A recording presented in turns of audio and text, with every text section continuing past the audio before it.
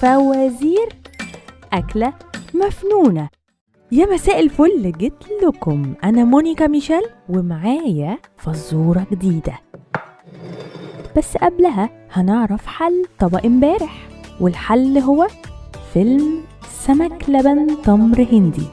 والآن هنكشف طبق النهاردة، طبقنا الطازة اللي جواه أكلة مفنونة.